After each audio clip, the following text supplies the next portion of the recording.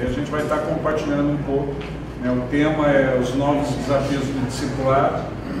A Igreja Metodista já tem o discipulado como ênfase principal há 16 anos.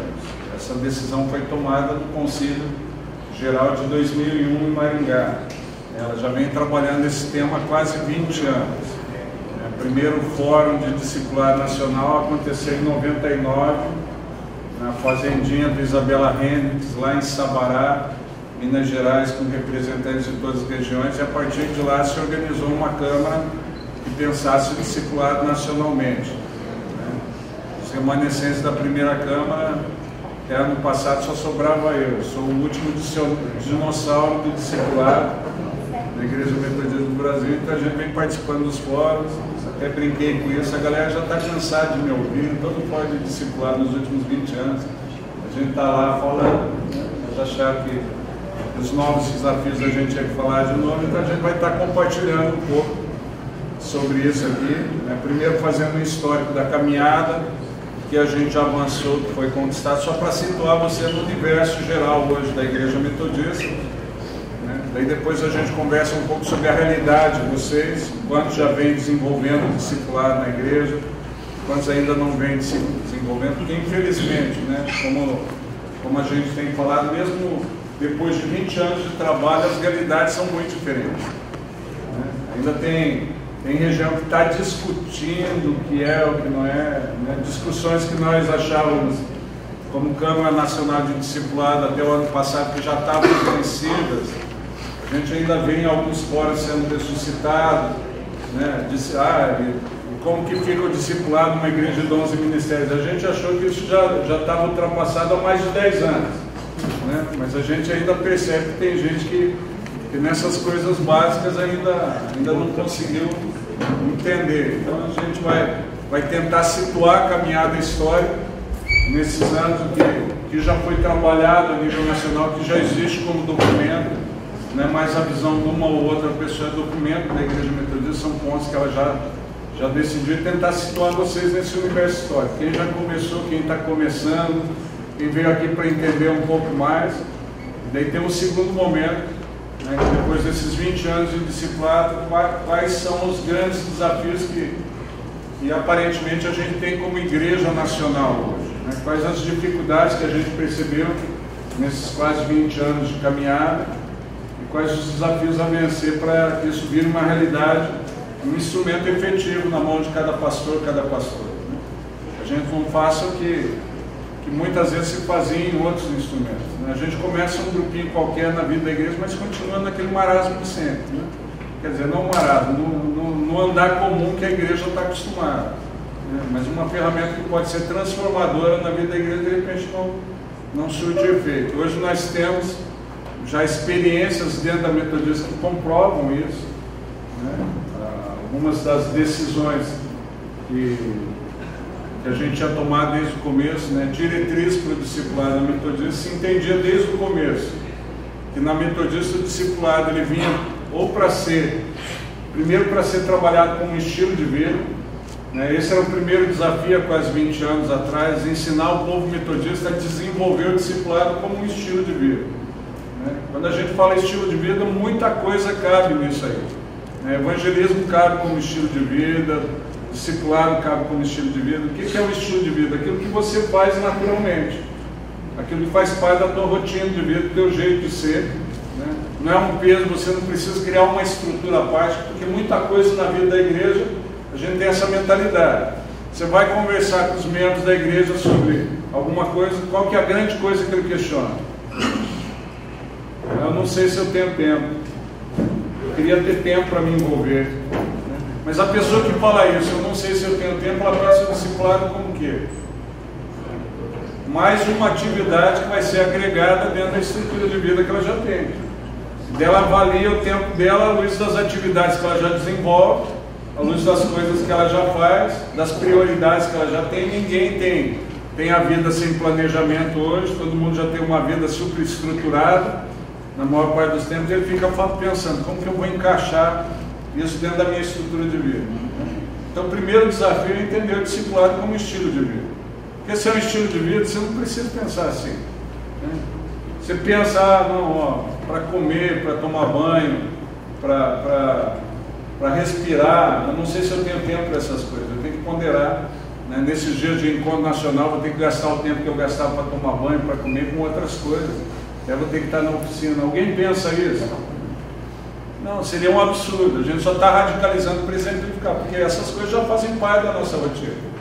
Quando a gente fala estilo de vida, é entender isso. Como que a proposta de Jesus se encaixa no estilo de vida de uma igreja de seguidores dele, seguidoras dele. Porque se ele falou isso para os seus seguidores e a gente não tem tempo para isso, não desenvolve discipulado como estilo de vida, a gente desvirtuou muito a proposta do movimento de Jesus.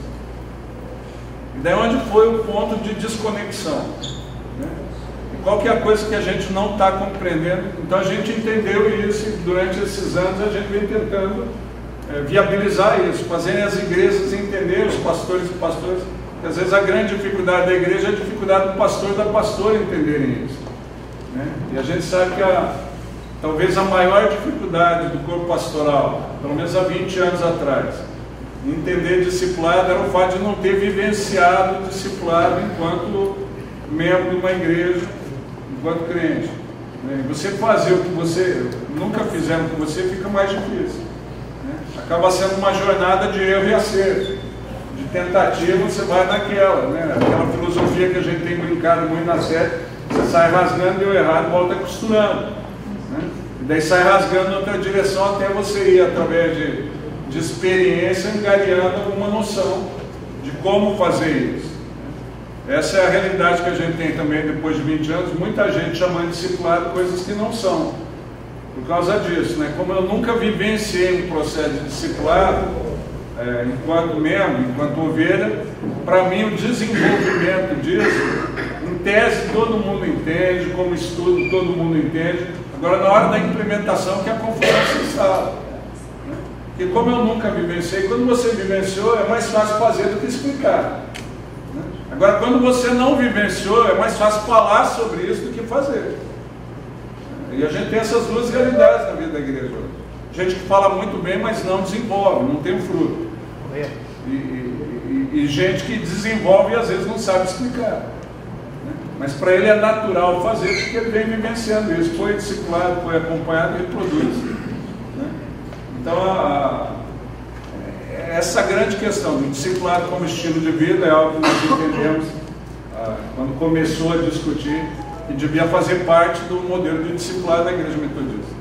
Os pastores, as pastoras, as igrejas, as comunidades precisavam entender isso, essa realidade do discipulado como algo natural no movimento de uma igreja de cristãos, de seguidores e seguidoras de Jesus Cristo, na forma como ele fazia. A segunda, que o discipulado naturalmente acaba sendo um método de pastoreio, né? Uma maneira de você cuidar com qualidade das pessoas que estão envolvidas no discipulado, né? Então quando a gente fala de método de pastoreio, a gente fala isso, né?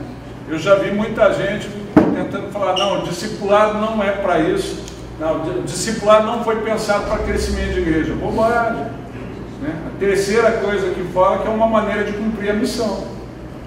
Agora a missão, num outro momento a gente definiu os 3 S do discipulado. Mesmo que o João Carlos falou sobre isso, ficou gravado no site da área nacional. O discipulado, na nossa perspectiva, pressupõe salvação, né? Então é salvação, santificação e serviço, os 3 S. O discipulado, na perspectiva metodista, pressupõe salvação, pressupõe o evangelismo, ir em direção às pessoas. Então isso vai gerar um crescimento natural.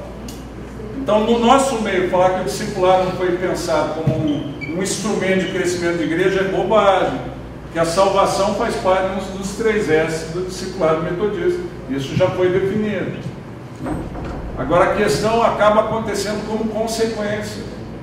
Porque se você está no cumprir da missão e cuidando bem das pessoas, vai acontecer. A vida de consagração, de santidade, onde você motiva o povo a conhecer mais o Senhor, não tem. Eles vão sair para falar daquilo que eles têm visto e ouvido. Todo mundo quer saber. A gente já tem falado isso. O pessoal está cansado de religião, discurso vazio. Palavra persuasiva de sabedoria tem de monte. Filosofia cristã e não cristã. Hoje tem de monte, o povo está cansado disso. O que eles querem é ver resultado. Na época de Jesus, eles ficavam impactados com o ensino de Jesus, porque ensinava como quem tem autoridade. Agora tinha muito mais gente ensinando. Você não impacta pelos discursos. Num país que nem o nosso, a não ser a nova geração. Agora a nova geração tem uma cultura totalmente diferente.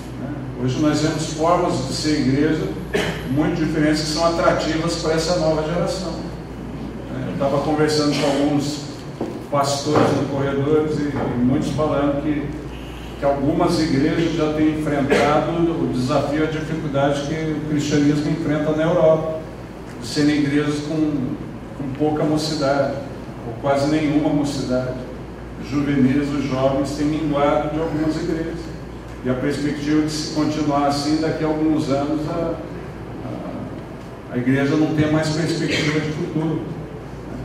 Porque muitas vezes o modelo de ser igreja que nos serviu aos nossos pais, já não são atrativos para essa nova geração. Hoje você tem novas formas de ser igreja, você tem movimentos de juventude na nossa nação, e sérios, coisas sérias. Porque às vezes a gente fala com isso com preconceito. Não sei. A gente está falando de coisas sérias, que reúne 70, 80 mil jovens. A gente tem mês que vem um retiro de treinamento de líderes de mocidade. Vai acontecer, não é promovido pela igreja da cidade, Carlito Paz, mas vai acontecer lá. Onde você tem as lideranças significativas, as maiores lideranças que trabalham com juventude lá. E muita gente envolvida nesse modelo que a igreja tem desenvolvido, tem crescido. Mas modelos diferenciados, maneiras diferenciadas de ser igreja. Por exemplo, quantos aqui nunca ouviram falar, você tem outra oficina, eu acho que é maneiras criativas de evangelismo, alguma coisa assim, onde algumas coisas estão sendo ditas lá, mas são coisas que acontecem, e às vezes a gente não está conseguindo contagiar essa nova geração, porque o discurso não está contagiando mais ninguém. Ou eu tenho resultado significativo, e esse talvez é um dos grandes desafios que a gente tem no discipulado nos dias de hoje. A pastora Carla é uma das pessoas de referência há muito tempo na Câmara Nacional, e uma das coisas que a gente fala hoje é uma necessidade que se faz, principalmente nas regiões, são modelos referenciais, igrejas que deram certo, o discipulado crescer e se estruturar, para que a gente possa ter modelos referenciais. Porque hoje toda a região tem o seu material de discipulado, tem as suas estruturas de discipulado, se faz os encontros de discipulado com um ou com outro nome, isso quase todas as regiões têm. Mas às vezes uma coisa que muitas vezes não tem é uma igreja significativa que motive os outros. Então aquilo que a gente fala, quando você fala do que você vive, quando você fala do que você experimentou, quando você demonstra aquilo que é uma realidade com você, a tua palavra ganha mais autoridade. É diferente da palavra de outros mestres, era o que Jesus fazia na época dele, a palavra dele tinha autoridade, não era questão de conteúdo. Às vezes a gente fica muito preocupado em conteúdo, tem uma boa pesquisa, mas não tem um fruto que responda. A gente pode até ensinar sobre futebol, mas nunca jogou. Aquela hora que o esquema tático que a gente planejou para o jogo travou, a gente não sabe como mexer a equipe, porque nunca teve em campo. Então esse é um desafio do discipulado nos dias atuais. Você tem um modelo referencial, entender o jogo ao ponto de mexer na equipe quando o esquema tático não está travado.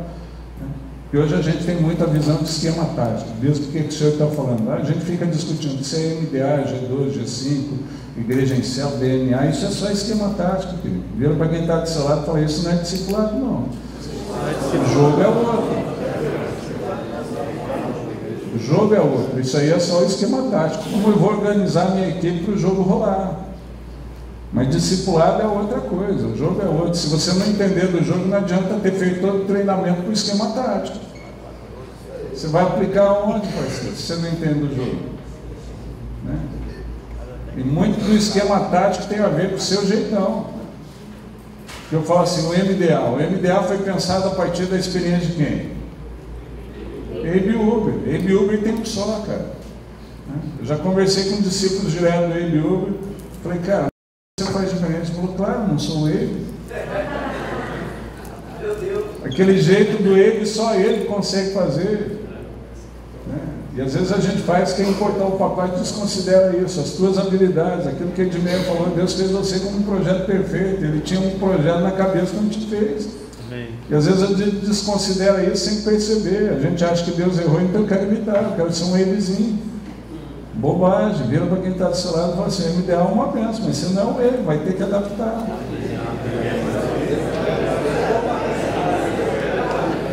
Para fazer isso, você vai ter que entender o jogo. Se você não entender o jogo, esse é um outro desafio nosso. Muita gente que rodou em muito canto, viu muito modelo, pegou muita coisa, tentou aplicar na sua igreja um pacote integral, não rolou e se decepcionou com o discipulado. E daí a gente fica com aquela falsa ideia que tem alguns que têm habilidade para isso, eu não tenho. Eu cansei de atender gente que falava assim, mano, eu não tenho a habilidade que você tem. Eu falei, tem nada a ver com habilidade, parceiro. Minha habilidade natural é ciência exata e matemática. Meu teste vocacional deu para isso. Nada a ver com o que eu faço. Né? Quando eu estava pensando profissão, não sabia o que fazer da vida, fui e fiz o teste vocacional. Ciência exata e matemática. Quando saiu o teste vocacional, eu falei, você pastor, puxa vida. Vai que não. Quando saiu o teste vocacional, eu fiz vestibular para eletrônica. Cursei 2 anos, vi que não era o que eu queria, larguei. Só vim para ser pastor porque Deus chamou e eu tinha certeza. Eu estava confuso, ele não está, né? Ele chamou, ele sabe o que ele faz, então vamos ser. Até hoje eu acho que eu não presto para isso, eu presto para ciência exata e matemática, mas a gente vai na dependência do Senhor, a coisa funciona. Vira para quem está do seu lado e fala assim, tem nada a ver com a habilidade. Tem nada a ver com a habilidade.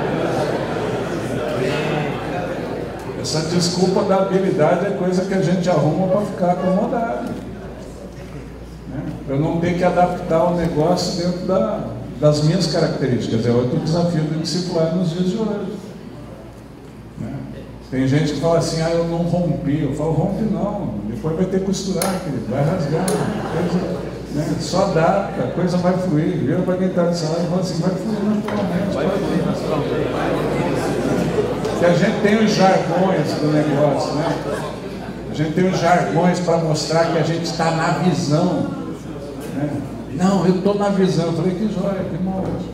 Os caras perguntam, mas qual que é a visão? Eu falei, sei lá, mas ele está. Vai nessa. Vai nessa tua força, meu irmão. Vai na visão dele, desde que vá. Vai desde que vá. O negócio. Porque a gente tem essa ideia. Me perguntavam lá em Mandaguari, qual que é o modelo de vocês? Eu falei, o vai que dá. A gente não vai nessa. Nosso modelo é o vai que dá. Desenvolve isso, dá. Então são coisas que você tem que entender, vai ter que adaptar, vai ter que lidar. Outra coisa que você tem que dizer, entender que a coisa evolui na vida da sua igreja.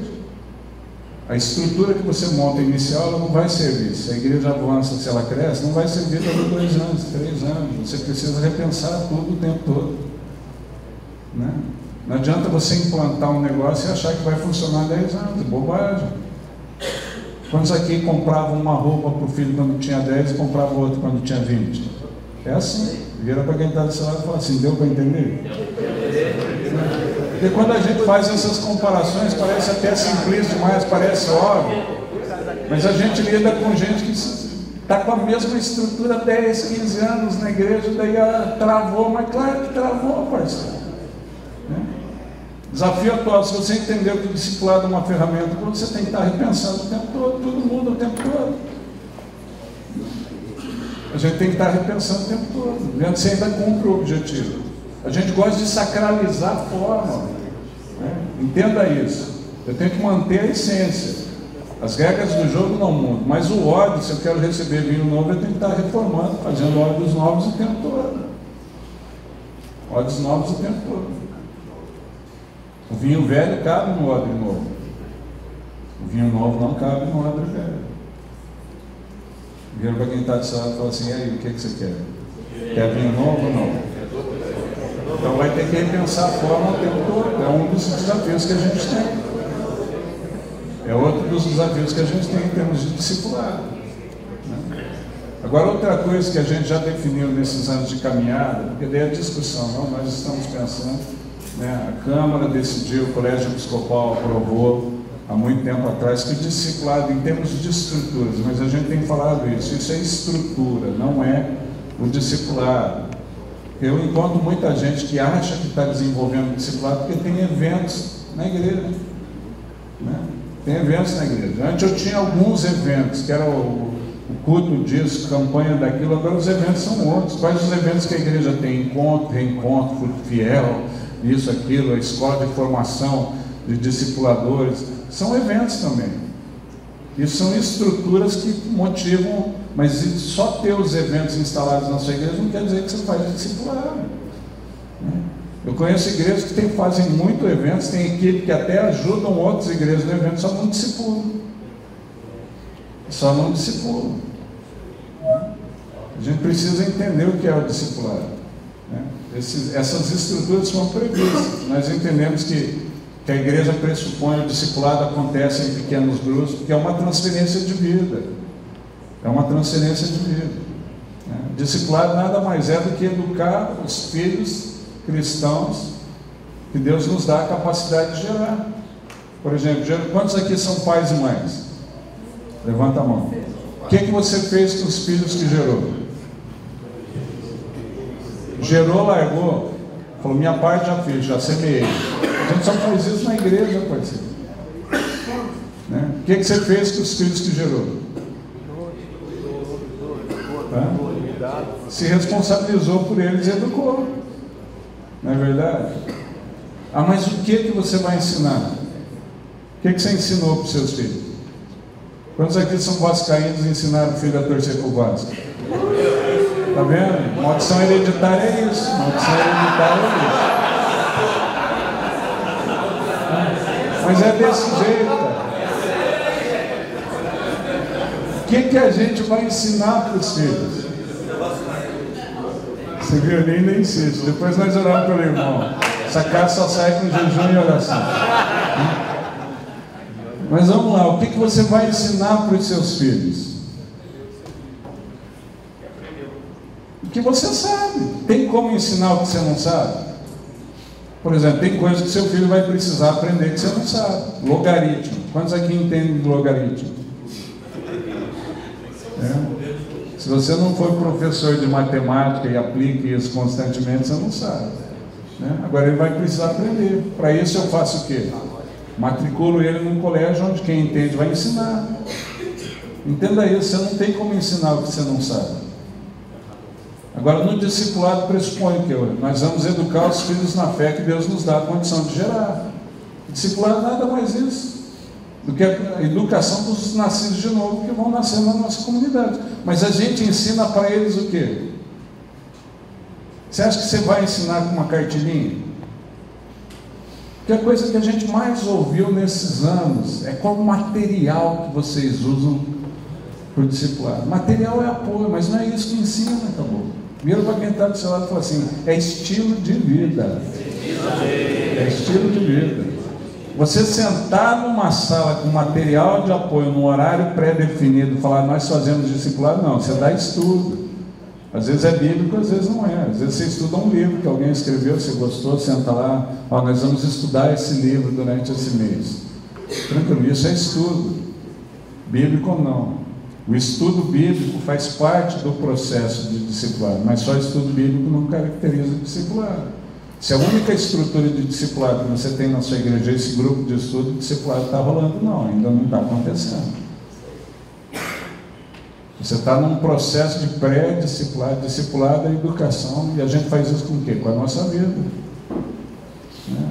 Você não ensina ninguém no discurso teórico. Uma pergunta para a gente pensar: se você educasse seus filhos, suas filhas, do jeito que você discipula, eles aprenderiam alguma coisa? Eu vou sentar com meu filho uma vez por semana, num horário pré-definido, de 1 hora, 1 hora e meia, com uma cartilha para passar a tarefa. Seu filho aprenderia se fosse assim? Por que você acha que no discipulado as pessoas vão aprender? Aprende nada não, pessoal. Vira para quem está do seu lado e fala assim, você está se enganando e enganando os outros. Ninguém aprende nada desse jeito. Discipulado, entenda isso. Discipulado é a educação dos filhos na fé que Deus nos dá a condição de gerar. Para eu poder fazer isso, eu tenho que fazer o quê? me envolver com eles. É aquilo que a gente tem falado, é transmissão de vida.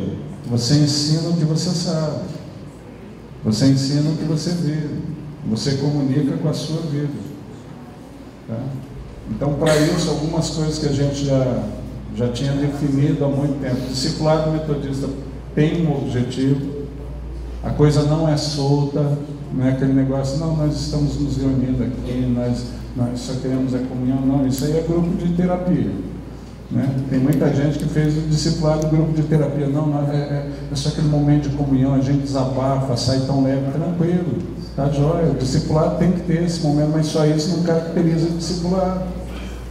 Tem muita gente que importou o modelo do companheiro de jogo para dentro do discipulado e faz o discipulado só companheiro de jogo. Isso não pressupõe discipulado. Discipulado pressupõe um objetivo. Jesus, quando começou a reunir com os 12, ele tinha um alvo muito claro: preparar aqueles homens para serem os líderes futuros da igreja. Discipulado nada mais é do que, em última análise, um treinamento de líderes, de liderança. Eu estou formando, estou educando meus filhos para amanhã ou depois eles serem responsáveis e conseguirem liderar a casa deles. A hora que o pai ou a mãe faltar, eles têm como sobreviver. Liderar a vida deles, a casa deles, os filhos que eles vierem gerar futuramente. Tenho dedicado a minha vida aos meus filhos há mais de 20 anos nessa expectativa de formar eles adultos responsáveis que possam liderar a própria vida e liderar a vida daqueles que estiverem ao redor deles. Discipulado não é mais isso.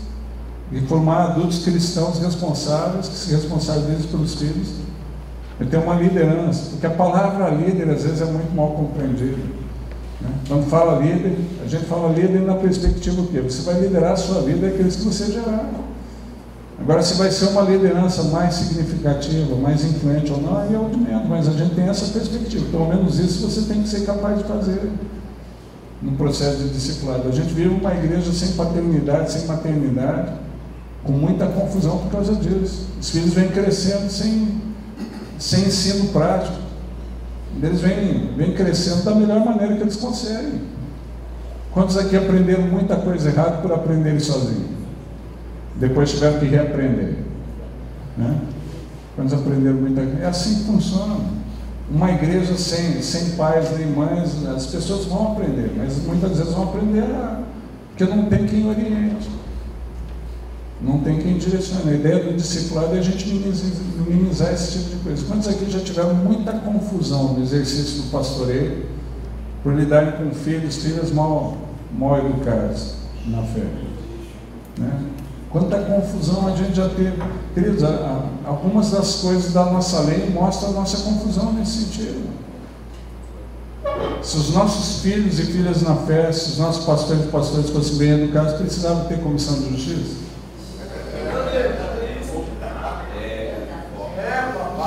Se a gente precisa ter comissão de justiça, a gente só põe comissão de justiça no lugar onde a justiça não acontece. Se a justiça fosse natural, fosse clara, você precisa ensinar uma coisa que já é praticada por todo mundo, ou por alguém para intermediar, né? Algumas das decisões eu não estou falando que a gente tem que eliminar, tem que ter. O pau lascado que tem em alguns fora da nossa igreja tem que ter, né? A gente ainda tem pouca comissão. Né? Mas isso só mostra que alguma coisa no nosso processo de desenvolvimento, de formação, de ensino tem que ser revista. Porque as pessoas estão sendo mal formadas, mal educadas. Isso gera conflito. E os conflitos precisam ser resolvidos. Quando já tiveram que lidar, já tiveram mais desgaste, mais trabalho em coisas da igreja por causa de milímetros, de coisas que têm mais a ver com a carne do que com a missão.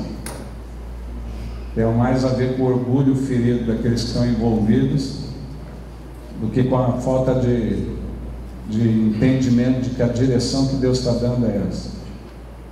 E quando tem essa discordância sobre o entendimento, tranquilo, até vale a pena a gente ter um tempo maior de conversa, a gente ter um tempo maior de busca da presença de Deus, para que a gente não faça aquilo que não tem a ver com Ele. Mas quantas das coisas que atrasam a missão da nossa igreja tem mais a ver com os milindres pessoais, com as coisas que as pessoas se sentem ofendidas, às vezes por bobagem.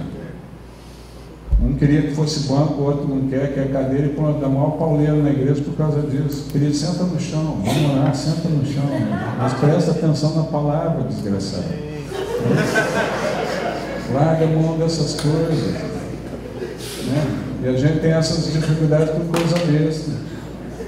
Eu sempre brinco com isso. O menino é pastor. Quando eu cheguei em Mandaguari, logo nos primeiros dias eu tive que atender uma irmã. O rolo estava dentro dela, né? Mas eu tive que atender uma irmã. A irmã falou: eu quero sair dessa igreja. Eu falei: por quê? Não, porque aqui só falam em amor, mas ninguém ama de verdade.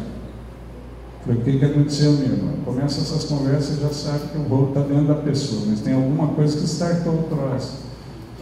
Falou: não, eu entrei na igreja, daí tem aquele menino que fica encostado lá no fundo e me olhou torto. Eu falei: a senhora entrou pelo lado esquerdo, não foi? Falei: foi. Como que o senhor sabe? Ele falou: ele é estrago. Mas tem um olho dele que parece normal, o outro é torto. Então, se a senhora não souber, ele olha torto para todo mundo, não é só para a senhora, né? Ele olha torto para todo mundo. Ai, pastor, eu não sabia. Eu falei: tá vendo? A coisa está dentro da irmã, a senhora já interpretou de maneira totalmente errada. Que a rejeição está no seu coração, é rolo da senhora. A senhora está interpretando tudo. Qual que é a mágoa que a senhora carrega? O não se sentir amada está dentro da senhora. Em qualquer lugar que a senhora for, a senhora não vai se sentir amor. Bloqueia seu. E a gente pode trabalhar com a irmã, está lá até hoje. Eu falei: mais alguém, né? Quando eu era pastor, de vez em quando passava perto dela, mais alguém olhou torto para a senhora. Eu falei: ei, pastor, você não esquece, né? Eu não esqueço e não deixa a senhora esquecer. Para nunca mais ficar de bobagem, minha irmã. Nós já perdemos muito tempo nessas bobagens, às vezes até perderam a ovelha por causa dessa bobagem. Levanta a mão. Graças a Deus ninguém, glória a Deus, aleluia. Nunca aconteceu na igreja de vocês, né? Isso só demonstra que o nosso sistema de ensino está errado. A gente não está conseguindo educar os filhos na fé que Deus nos dá a condição de gerar. E eles vêm com aquela velha natureza e vão crescendo com aquela velha natureza e vão assumindo posições com aquela velha natureza dentro da igreja e vão travando o serviço da igreja com a carnalidade que traz, não porque são ruins, porque a gente precisa rever o nosso sistema de ensino, né? Essa é a proposta do discipulado. Agora, você não faz isso sem envolvimento de vida, né? Porque se você não andar próximo, você não consegue nem perceber essas coisas para trabalhar, né?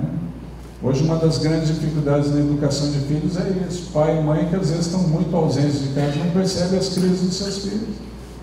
E daí não conseguem ministrar, só pegam um filho quando a crise já extrapolou. Quando a crise já é visível de todo mundo. Quando ele já está numa roda destrutiva. E na roda destrutiva a gente é pego pelo choque. E às vezes chocado a gente mais impõe restrições do que ajuda eles a lidarem com a confusão. A gente não consegue perceber essas dificuldades na vida da igreja também se não estiver próximo, se não estiver envolvido. Por isso que a gente entende que o discipulado acontece em grupos pequenos. Você não consegue esse nível de envolvimento com muita gente na vida da igreja. Ah, mas eu não posso deixar de pastorear os outros. Com certeza, você não vai negligenciar o pastoreio de ninguém. Você é pastor de todos, mas Jesus veio para salvar a humanidade, discipulou todos. Todo mundo foi salvo pelo ministério de Jesus, mas ele formou 12 líderes. Você entenda isso. Se você não estiver envolvendo a sua vida, dedicando a sua vida a alguns, ninguém vai ser bem educado na sua comunidade, né? Você não educa ninguém. Então esse é o desafio que nós já trabalhamos também. No passado, discipulado acontece em pequenos grupos, porque pressupõe relacionamento pessoal e comprometido. As pessoas vão se envolver com a sua vida. E aí também, uma outra barreira que a gente tem para isso é a cultura pastoral, na qual a gente foi formado há muito tempo. Aquela história que o pastor é solitário, a pastora é solitária. né? Nós temos que esconder as nossas dores, né? Então nós aprendemos a viver um personagem na vida da igreja. No discipulado eles vão conhecer quem você é, não o personagem. Vira para quem está do seu lado e fala assim: vai ser difícil desmontar o personagem.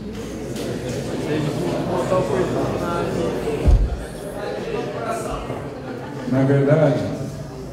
E tem muita gente tentando reportar a culpa a um estilo de ministério, falando não, a cobrança da instituição, as exigências são muitas, são pesadas. Não, na verdade, a gente vai vivendo o peso dessa vida dissociada, de eu aparentar ser o que eu não sou e ter que arcar com isso muito tempo. Ninguém aguenta.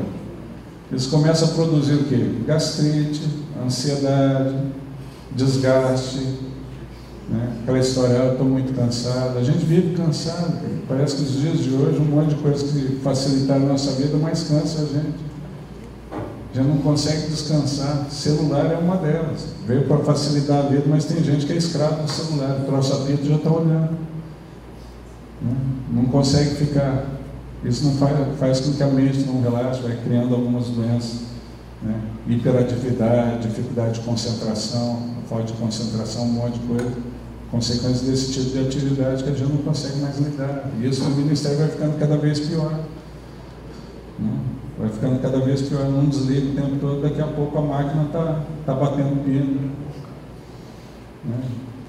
Quantos conhecem alguém que já vive com essa realidade, né? As chamadas doenças da ansiedade. Você precisa de um ansiolítico para relaxar de noite, está enfrentando uma gastrite, consequências da ansiedade. Não vocês, estou vendo no rosto que aqui todo mundo está com o burro na sombra, todo mundo tem uma vida tranquila.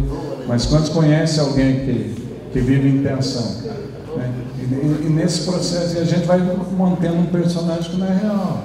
No discipulado a gente tem que rever essa cultura, que é aquele processo dos 2 discípulos de João Batista que vieram atrás de Jesus e falaram: mestre, onde você pôs? O que Jesus falou? Vem ver, você vai ter que levar os caras para dentro da sua casa, eles vão ver quem você é, não o personagem que você ensina. Olha. Sem isso não tem discipulado não rola.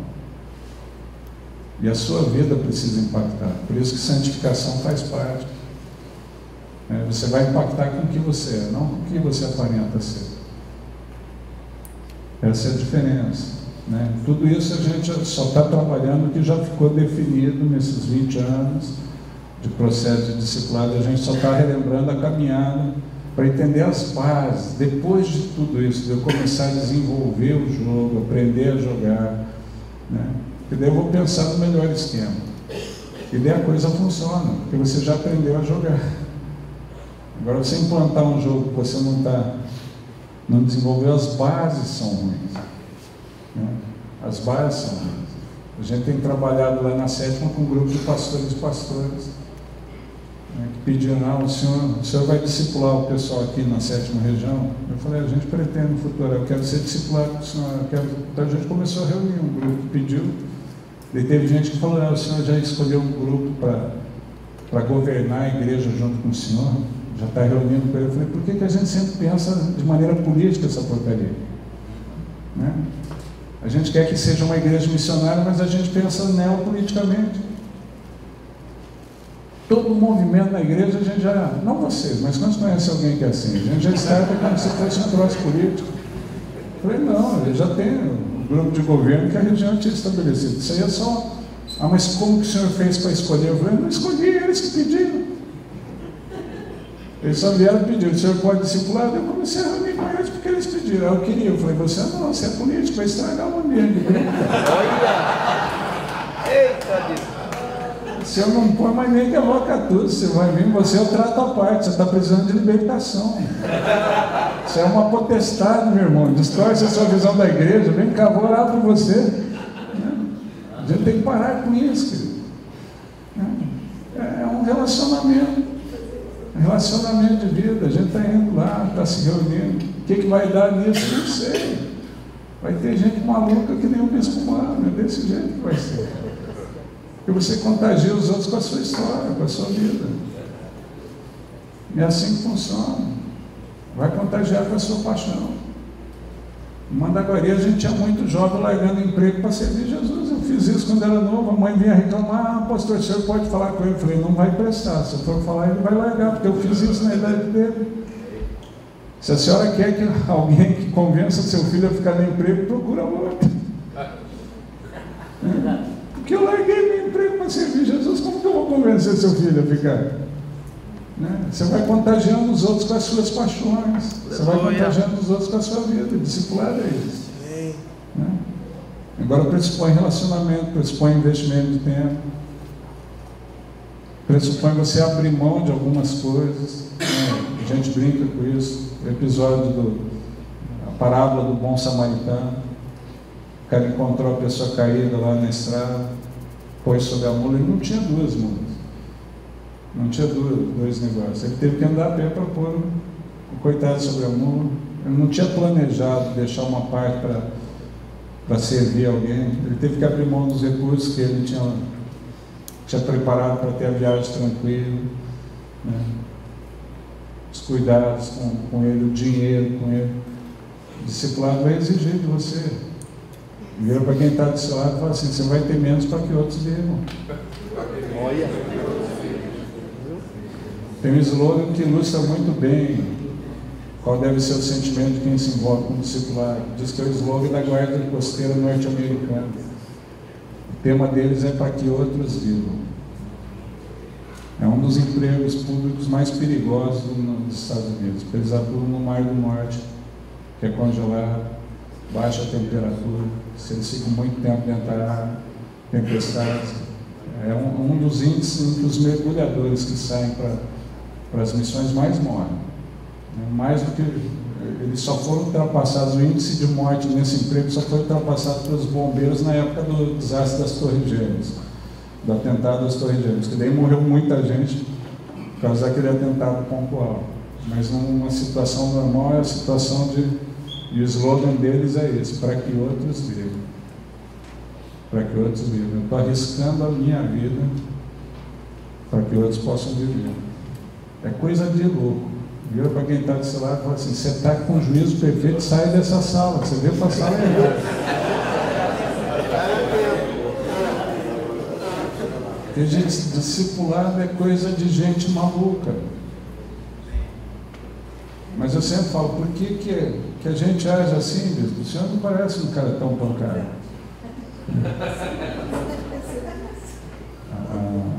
Eu sempre falo que para mim a grande ilustração é a história dos valentes de Davi, 2 Samuel 23, quando fala que Davi estava acampado, a guarnição dos filisteus junto à fonte de Belém. Davi suspirou pela água daquela fonte. 3 caras que ouviram Davi suspirar invadiram o acampamento dos filisteus para trazer um pouco da água. Davi fica surpreso. Ele suspirou, ele não queria beber. Ele só suspirou. A gente faz muito disso. Faz ou não faz? O gordo suspira por comida o tempo todo. Nada desse jeito. O senhor falou, eu lembrei aqui de uma sobremesa. É desse jeito, a gente é desse jeito. Eu estava suspirando se vai ter a moqueca caprichada na hora do almoço. A gente é assim. Não quer dizer que a gente quer comer. Davi não queria beber. Tanto que quando os caras trazem a água, ele fica surpreso e derrama como oferta ao Senhor. Não vou beber com o risco da vida desses homens. Agora, por que aqueles 3 homens arriscaram a vida por um pouco d'água? Só porque Davi suspirou. Quando Davi entrou na história deles, eles eram homens sem esperanças, sem futuro. A gente conhece eles como os valentes, mas eles eram amargurados de espírito, endividados, sem esperança, sem futuro. E eles sabiam a diferença que Davi fez na história deles. Eles tinham clareza disso. A gente vê isso não só nessa ação, a gente vê isso em vários momentos. A hora que Davi vacila na guerra, lá em um dos valentes tem que defender para que ele não seja morto. Ele fala, você não vai mais sair a guerra conosco, para que não se apague a lâmpada de Israel. Eles têm noção da diferença que o ministério de Davi, que o reinado de Davi fez não só na vida deles, mas na vida da nação. Eles falam, não, se nos matar não acontece nada, mas com você fica lá, você não sai mais. Você é a honra. Joabe, com todas as confusões, todas as desobediências que fez com Davi, quando ele conquista uma cidade, manda um recado, vem você para pôr a coroa sobre a sua cabeça, para que o povo não comece a me aclamar. Eles tinham muita clareza da diferença que Davi fez na vida deles. Eles estavam dispostos a...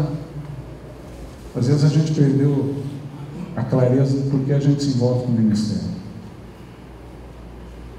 De por que eu entrei nessa jogada. Eu já vi muita gente, às vezes, reclamando. Instituição. Eu falei, a culpa não é dela, a culpa é sua. Já falei isso para alguns pastores na sétima. A culpa não é da instituição, a culpa é sua. Você não confiou bastante no Senhor para depender dele. Falou, como assim, bispo? Eu falei, a proposta que ele te fez é que ele estaria com você todos os dias, mas ele disse que você não teria lugar onde posar a cabeça, isso ele não te garantiria, porque ele não tinha. Você preferiu a proposta da instituição, que ela te dá uma casa para morar, te dá uma base salarial, ela te deu mais garantia que o Senhor te dava. A única garantia que ele te deu foi que ele estaria com você. Agora você está reclamando que a instituição não satisfaz os anseios do seu coração. Ela nunca vai satisfazer, ela não tem como fazer isso. Só o Senhor faz isso. O problema é que você vendeu o teu chamado para a instituição e tirou os olhos do Senhor.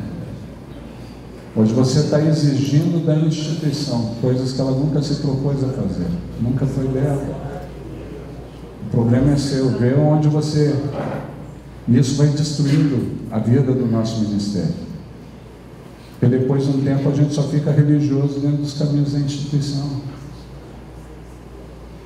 E o que a gente quer é um posto maior dentro da carreira que eu tracei para mim, para com isso. O ministério não é carreira. Aleluia. Deus te chamou para grandes coisas. Deus vai tentar do seu lado e fala assim, Deus te chamou para grandes coisas. Assim como ele discipulou aquele grupo de pessoas para transtornarem o mundo, ele chamou a gente para nessa época sarar a nossa nação. Sarar com o evangelho verdadeiro, com o evangelho vivo, com algo que traga a vida, não uma religião morta, querido. A nossa tradição, Wesley tinha medo que nós nos tornássemos isso. A nossa tradição é ser um movimento de avivamento, de reforma da nação, em particular da religião, espalhando santidade bíblica. Essa era a proposta quando Deus levantou o metodismo através da vida de Wesley. Santidade e transformação, ele fez, e a gente tem o desafio de repetir a mesma história agora na nossa nação. Dá para fazer, vira para quem está do seu lado e fala assim, dá para fazer. Dá para fazer, meu amado. A gente só precisa reajustar algumas coisas. E reajustando a nossa vida, a gente contagia aqueles que Deus tem chamado para perto de nós desse jeito. E daí depois a gente pode conversar como implementar a coisa de maneira, a coisa ser multiplicadora. É muito simples. Às vezes a gente fica ouvindo coisas e fala, não vai dar. E a gente fica preocupado demais com os números. Se preocupa em dar o primeiro passo. Depois dá o segundo passo.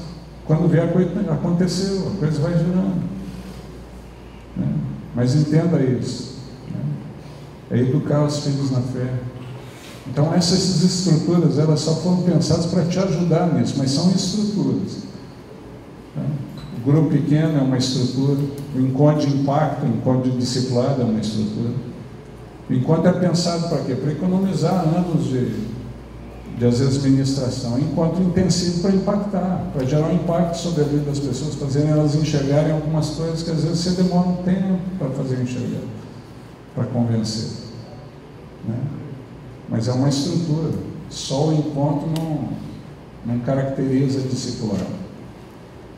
Depois a gente tem um grupo de estudo, independente do nome que se chama, classe de discipuladores, escola de discipuladores, escola de líderes. A ideia é que na escola de líderes eles têm um nivelamento básico para que eles possam ter uma boa carreira cristã. Porque às vezes as pessoas estão chegando na igreja com uma sede tremenda, com desejo de fazer, só não sabe para que lado correr. A ideia da escola de líderes é dar uma direção. Você fala, para ser um bom cristão você faz isso, fundamentos da fé. Daí tem gente que fala assim, não, fundamentos é muito básico, eu incrementei, mas é para ser básico, querido. Você dá trigonometria no primeiro ano do colégio?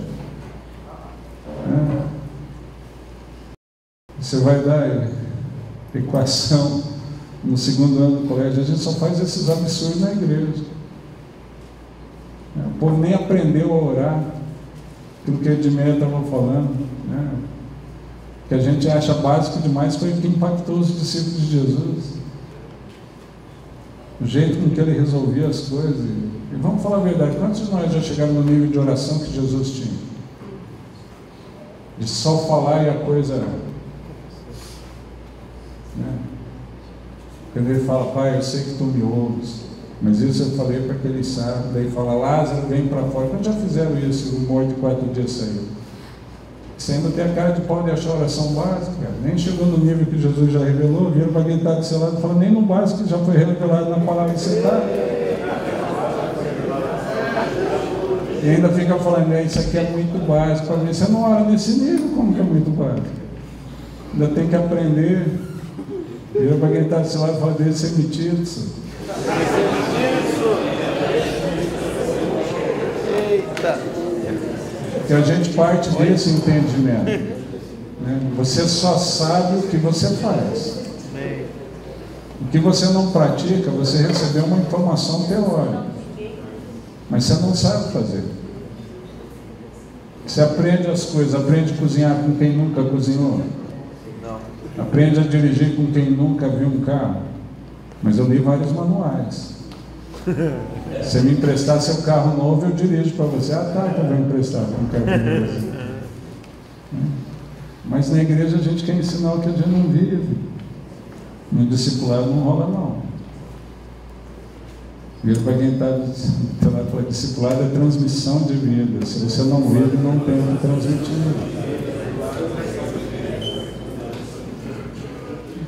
Se você não experimenta, não tem o que transmitir. Mas tudo isso a gente já... Então entenda isso, né? A classe que a gente dá, o material que a gente usa é para um nivelamento. A gente dá instruções básicas que depois essa pessoa do discipulado ela tem que ser acompanhada por alguém, né? Você tem que ter uma estrutura onde todo mundo se responsabilize, ele cuida e é cuidado por alguém na vida da sua igreja. E na prática, a informação teórica que ele recebeu, ele vai ser motivado a praticar. Ele vai ser motivado a colocar em prática. A maioria de nós não é que não queira fazer, não sabe fazer. Eu lembro disso, né? Desde que eu entrei, desde que eu tive minha experiência com Jesus, que eu já sou metodista de Deus, né? Às vezes a minha experiência, eu tinha sede de evangelizar outros, levar outros para Jesus, eu só não sabia como fazer isso, eu era tímido. Minha habilidade natural, ciência exata e matemática, gente, para mim era um desafio. Relacionar com pessoas é um desafio. Eu tinha que ensaiar tudo muito bem ensaiado antes, né? O tímido é assim, a gente pratica 17 vezes na frente do espelho e nunca acaba bem. Nunca acaba bem, é uma desgraça, né? Daí na hora de você ir na prática, você já ia morrer de medo, já ia com 2-0 no placar. Era um troço e nunca dava certo. Daí você falava, não, pelo menos eu fiz a minha parte, semeei. Daí vinha um pregador e pregava em João 15, o galho que não dá fruto ele corta. Eu falei, lascou de novo, vamos lá tentar de novo, né? Mas era um desespero. Não era que faltava vontade, eu nunca tive quem me ensinasse. Até o dia que eu entendi, Deus pôs uma pessoa no meu caminho que me fez entender que o que Deus queria é que eu contasse a minha história. Simplificou demais, porque eu não precisava ser um grande pregador de multidões que Billy Graham era. Eu não precisava ser o grande apologeta que John MacArthur era. Eu só precisava ser humano.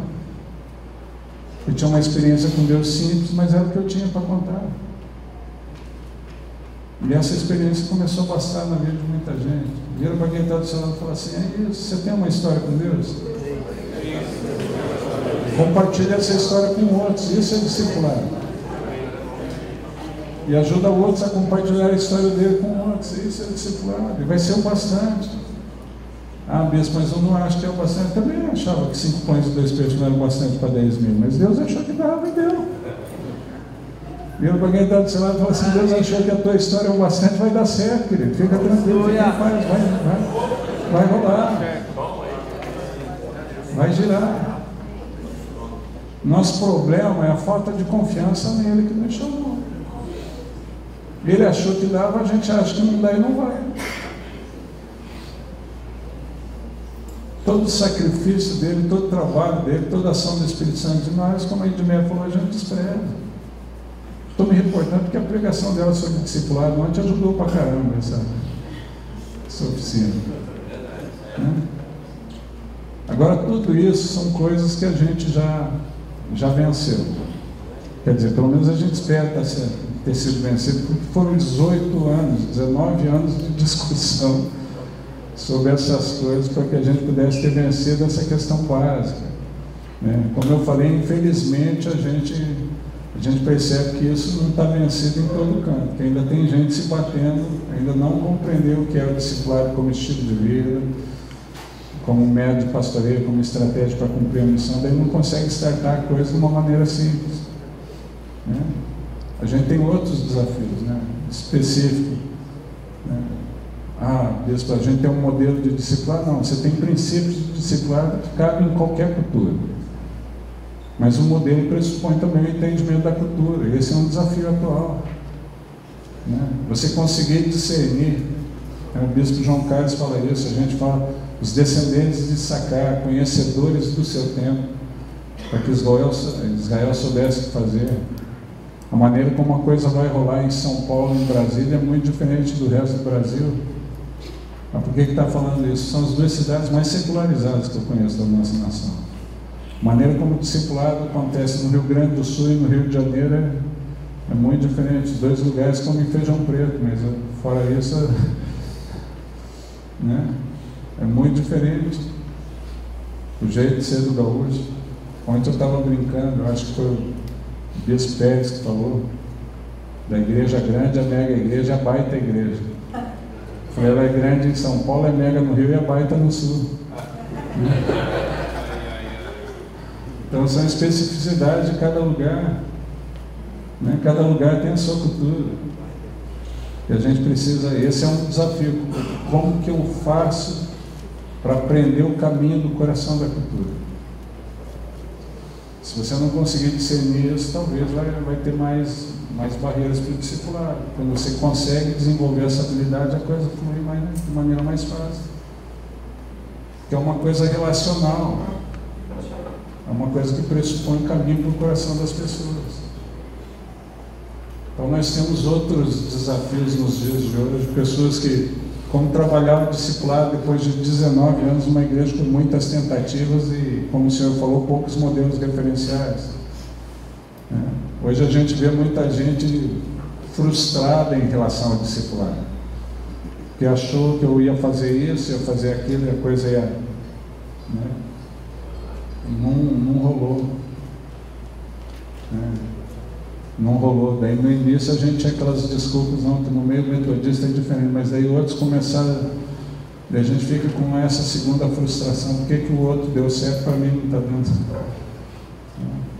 Então são os desafios atuais para a gente conversar. Quais são as pequenas coisas na nossa cultura que a gente precisa ajustar? Tranquilo, gente? Alguma pergunta até aqui? Alguma questão que queiram colocar? Algum outro desafio que vocês percebem na realidade de vocês? Dito isso, deixa eu perguntar, quantos já trabalham com discipulado? Levanta a mão. A maioria. Quantos estão começando ou ainda estão vendo algum modelo para iniciar na igreja aqui? Só para a gente ter um grupo menor. Quantos não trabalham e não estão começando? E entraram aqui porque acharam que era outra oficina. Estou brincando. Estou brincando. Os irmãos já tinham levantado a mão antes desse final. Perguntando de novo, esquece a última frase. Quantos não trabalham e não estão começando, mas vieram para entender mais do discipulado?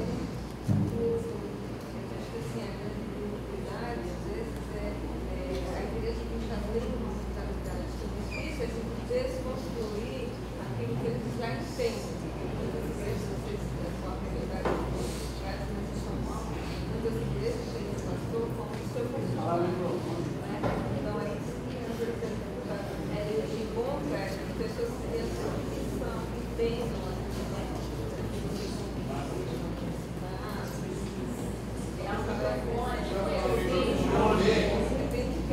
vou repetir o que ela...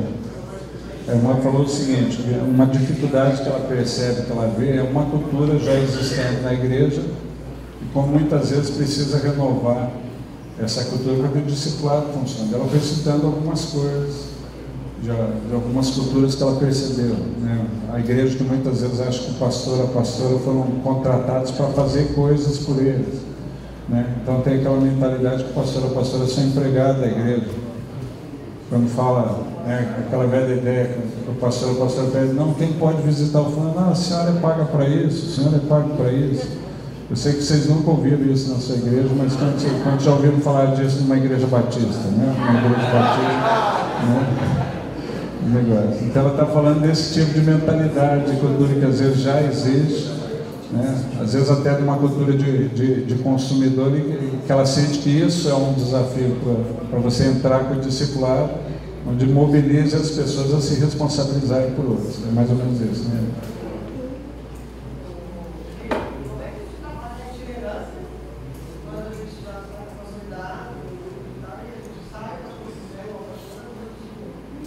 Ela está perguntando como que trabalha a itinerância, né, nesse processo, né, onde a gente ainda tem, apesar do discipulado estar sendo trabalhado como ênfase de 19 anos, a gente sabe que é uma realidade muito diferente do ministério de um, de outro.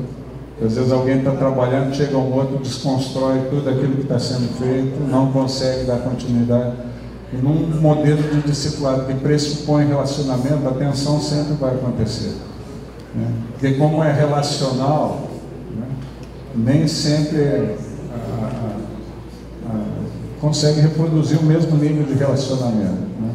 Então isso a gente já vinha conversando, esse é um desafio, ainda que para o discipulado no modelo atual. A gente como Câmara já vinha conversando, dialogando, apresentamos algumas propostas para o Colégio Episcopal, nesse sentido, né, que a gente entende que são ajustes que precisam ser feitos ao longo da caminhada. Não são grandes diferenças, mas são coisas novas nesse processo assim, né? O discipulado a pastora ficam até o fim da vida numa casa? Não, né? Os nossos filhos não ficam até o fim da vida na nossa casa.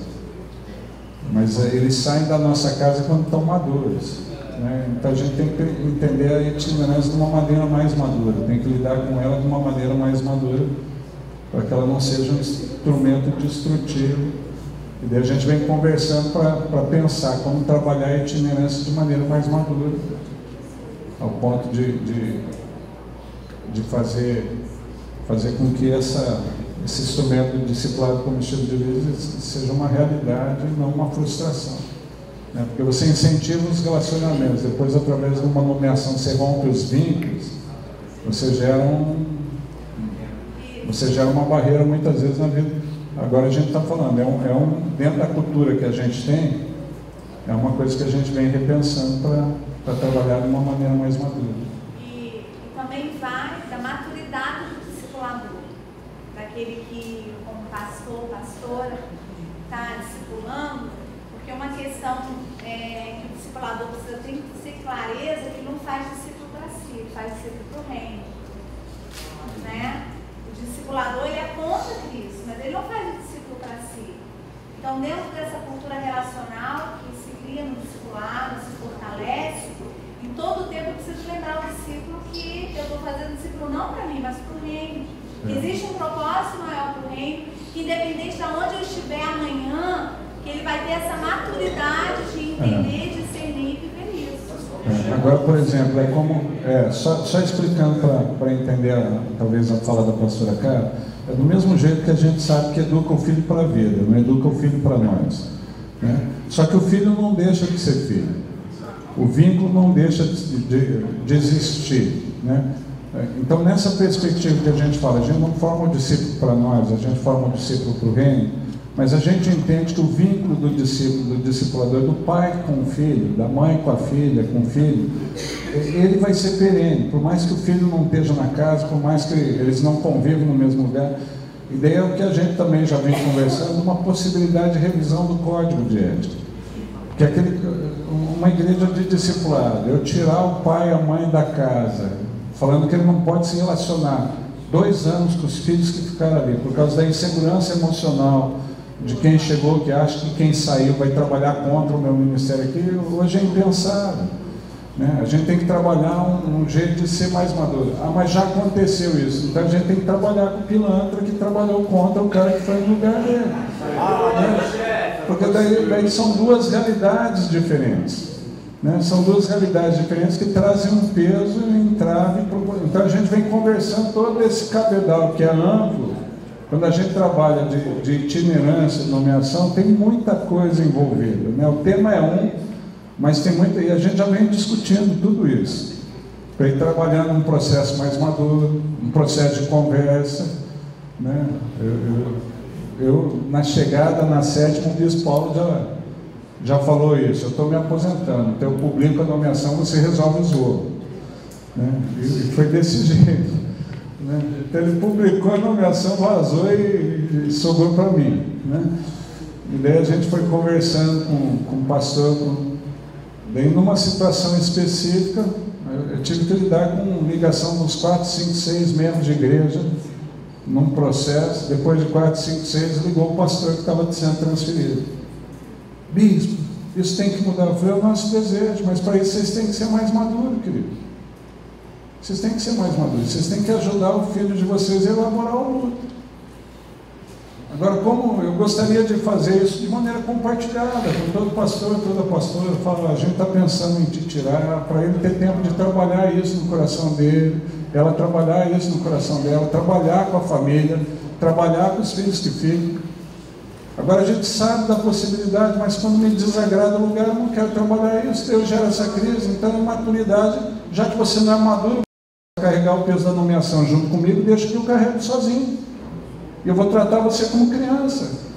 Meu filho Pedro não conseguia lidar com a ansiedade da viagem. Então a gente só podia comunicar para ele que ia sair de viagem no dia.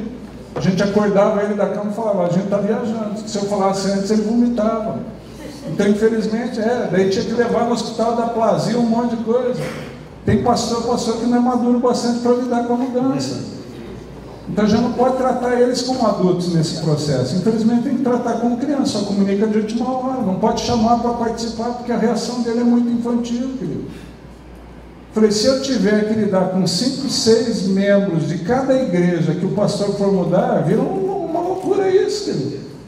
Se você não tem maturidade para me ajudar no processo de pacificação, de ajudar os teus membros a entenderem o processo, deixa que eu carrego sozinho, não vou jogar esse peso sobre você. Você só vai saber para onde você vai. Então dá para perceber que tem muito mais coisa envolvida, né, no processo de itinerância que simplesmente a mudança e o rompimento de vínculos. A gente já vem discutindo isso há alguns anos, né? E a gente vem descobrindo algumas coisas que precisam ser trabalhadas, infelizmente, né? Mas a gente já vem pensando isso. Gente, mais alguma coisa que queiram, o irmão que tinha levantado a mão ali?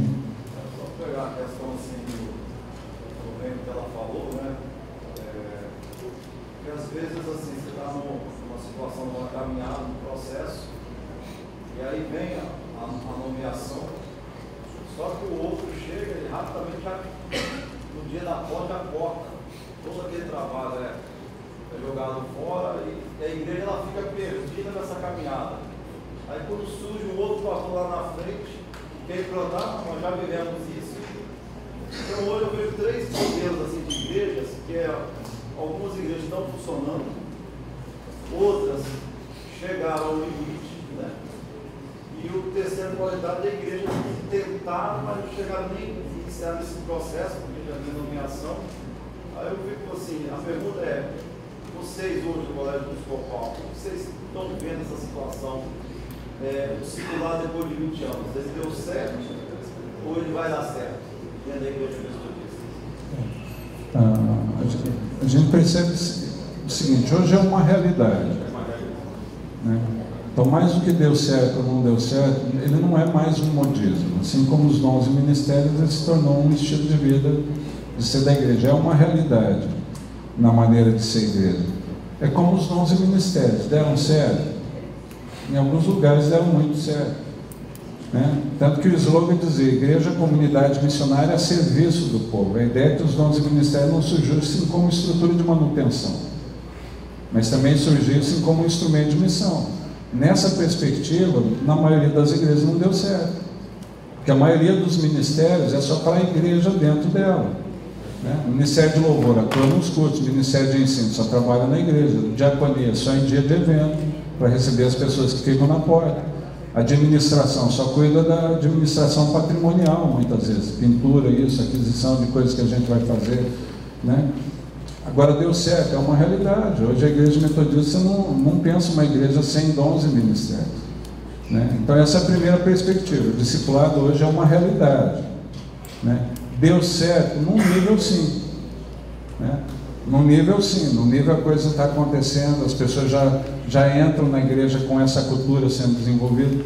No nível que a gente esperava, não.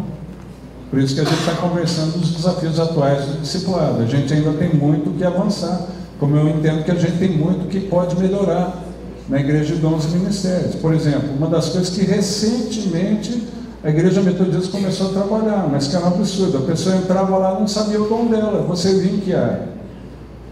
Porque se o ministério é a partir dos dons que eu recebi, então a gente tem que ter pelo menos uma consultoria que ajude os membros da igreja a identificar o seu dom e a área onde ele vai servir. Concorda comigo? Mas quantos não tinham essa percepção na igreja local? E a pessoa vai servindo, você faz o que? Eu sou professor, ministério de crianças. Era sempre assim. A gente não considerava os dons espirituais, considerava as habilidades naturais. Então os dons e ministérios também deram certo no nível, a gente ainda tem muito que pode avançar, tem muito que pode crescer. E a gente vai se batendo com esse tipo de coisa, né? Então eu falo assim, o discipulado deu certo, para mim deu, né? A minha igreja com o discipulado chegou num nível que eu nunca imaginei, né? De desenvolvimento de ministério, de crescimento, de impacto na cidade. Está lá o Edmilson que me substituiu. É verdade ou não é, Edmilson? Você não percebe isso? Hoje o Edmilson é pastor da cidade. Vai ter a inauguração do Templo Novo, ele vai na rádio para avisar, porque todo mundo vai, né? Quando eu fui eleito bispo, o prefeito da cidade me cumprimentou. Eu estava aqui, eu estava ali em Teresópolis, recebendo o WhatsApp do prefeito, a Câmara de Vereadores me deu sei lá, uma monção honrosa, sei lá o nome daquilo, né? Pela eleição para bispo, não sei o que, é um evento da cidade. Discipulado levou a igreja a esse reconhecimento. Agora tem um monte de desafio? Tem um monte de coisa a ser vencer? Tem, às vezes até a própria cultura da comunidade, aquilo que a irmã falou, né? Tem uma geração que nasceu no discipulado que entende muito melhor o discipulado do que aqueles que implantaram o discipulado, às vezes, na vida da igreja. A geração dos antigos que estava acostumada com uma cultura que ajudou a implantar, ajudou em determinado momento, travou. Que é o segundo desafio que a gente fala. Eu falo que você avalia o discipulado depois de 12 anos. Porque depois de 12 anos é o desafio do platô. Toda ideia nova, toda noção nova, você experimenta um tempo de crescimento, isso é estatístico, um tempo de crescimento de 12 anos. Às vezes menos, se a coisa não é bem estruturada, se não tem os pilares corretos, mas a gente falando da administração da melhor forma. Você implantou, pôs os melhores pilares na vida da igreja, um negócio que a gente discerniu que é novo. Se você fez tudo certinho, você tem um período de crescimento natural de 12 anos. Depois de 12 anos, a tendência natural de todo movimento é entrar naquilo que a gente chama platô, que é um período de estagnação. Esse período de estagnação vai até os 30 anos. Depois de 30 anos, ele entra em declínio. Por exemplo, citando um exemplo sem citar onde, mas citando em termos gerais. Hoje tem muita igreja metodista no Brasil que tem uma história de avivamento, mas está em declínio. Porque existe uma história de avivamento há mais de 30 anos. E ela veio vivendo essa história por 12 anos, entrou numa estagnação que não percebeu porque a igreja era grande. Depois de 30 anos começou a perder membros, daí percebeu o platô que estava há muito tempo, já não sabe mais como fazer para reverter. Então esses desafios a gente enfrenta em qualquer processo, qualquer modelo, seja em dons e ministérios, seja no discipulado. Então depois de 12 anos, quem não tem esse tipo de consciência é um desafio natural. Em alguns lugares o discipulado já entrou no platô, já virou naquele processo de como que eu faço para reverter isso na comunidade? Né? Como que eu faço para alcançar? É um outro desafio. Né? Lá em Mandaguari, o que a gente fez? A gente teve que renovar a liderança. Né? Uma liderança com uma mentalidade diferenciada. Não quer dizer que a gente descartou os outros, eles estão lá, estão envolvidos. Muitos deles ficaram magoados, não queriam largar o osso. Né? Não, é natural. Né? E aí é também um outro processo de cultura. Eu conversando com um outro pastor, eu falei, cara, se eu tivesse tido essa conversa com você, eu teria tido, mas eu só tive a conversa depois de ter startado o processo de mudança, aquela história do sai rasgando, né? Do negócio. Por quê? Porque é um negócio na nossa cultura. Porque muita gente às vezes fica se segurando numa situação que sabe que não tem mais energia para tocar, não tem mais condição para tocar, mas não quer abrir mão e acaba desgraçando com uma história ministerial linda. Quantos conhecem pastores que foram assim? Durante um tempo, uma história de crescimento, de referência para os outros, mas ele não percebe mais os limites do seu ministério, quer continuar fazendo o que fazendo com 30 anos de idade, e a igreja começa a sofrer, porque a coisa já não anda, já não vai, começa a querer reproduzir estratégias que hoje já não tem mais o mesmo resultado. E a igreja começa a lidar com eles com constrangimento, que ama esses pastores e pastoras, mas está percebendo que o ministério deles não rende mais o que a igreja precisa. Né? Então, só falando que a gente não entende esse processo do platô, como que eu identifico isso. Eu conversando com o pastor, ele falou, mano, é cultural, que hoje a gente não dá um significado para o idoso na nossa sociedade.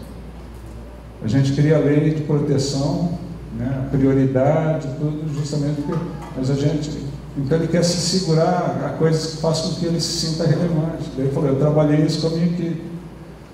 Ele falou, você reconhece que carga está ligado à carga. Se você está disposto a carregar a carga, tem sentido você ter o cargo. Se você não vai carregar a carga, não tem sentido você ter o cargo. A equipe dele falou, não, a gente reconhece. Ele falou, eu não tenho mais a mesma energia que eu tinha para carregar algumas cargas que eu carreguei no início do ministério, de entrar em propriedade, derrubar a parede, fazer mutirão, pintar, carregar em tudo. Você reconhece que isso agora é função dos novos, né? De bater escanteio e correr na área para cabecear, aquele negócio que o pastor fazia tudo. Né? Eu não tenho mais o pique para fazer algumas coisas, porque eu fiz até ofício fúnebre de coelho, fiz um monte de coisa. Né? Eu não tinha mais o pique de fazer esse tipo de coisa. Né? Então, esse entendimento não tem. Eu brincava na minha igreja, quem fazia ofício fúnebre de coelho eram os novos aí, estão começando, você cuida. Não, porque quando nós tivermos que lidar com coisa dessa, você fala, rapaz, mas para a pessoa que precisava era importante. A gente está lá descansando no dia de folga, daí alguém liga e fala, o secretário fala, pastor, desculpa, mas falou que é urgente, a questão de vida ou morte. Você fala, então marca, vou lá. Daí você chega no escritório e a pessoa fala, não é que eu tive um sonho essa noite, e eu não conseguia dormir, o senhor pode me esclarecer o sonho? Você fala, rapaz, agora virou questão de morte que eu vou matar esse cara. Não é verdade? Quando tiver que passar por uma situação assim, na nossa igreja você já mandava os caras fazer a triagem, vai lá. Para a pessoa que teve o sonho é importante. Né? Para a pessoa que teve o sonho é importante, ela precisa ser cuidada. Agora chega uma idade que você já educou os filhos para. Né? Ele falou isso, eu falei para eles, eu falei, ó, a sua relevância agora. Tem até um livro, eu acho que está ali, CPAD, os 5 níveis da liderança, é bom para entender. Se você na sua vida ministerial, você não está evoluindo nos níveis de influência, mais cedo ou mais tarde você vai se deparar com essa crise. Né? Você vai se deparar com essa crise. Chega a hora que você se torna menos produtivo, porque você tem menos energia. E você continua sendo relevante pelos filhos, pelo legado que você construiu. Né? Pela história que você deixou. Daí a tua sabedoria, a tua história e a relevância na vida dos outros que te mantém. Né? Que te mantém. Onde eu posso ajudar os discípulos que eu levantei, os discípulos que eu levantei a serem frutíferos, multiplicadores, relevantes. Né? É uma história que você continua.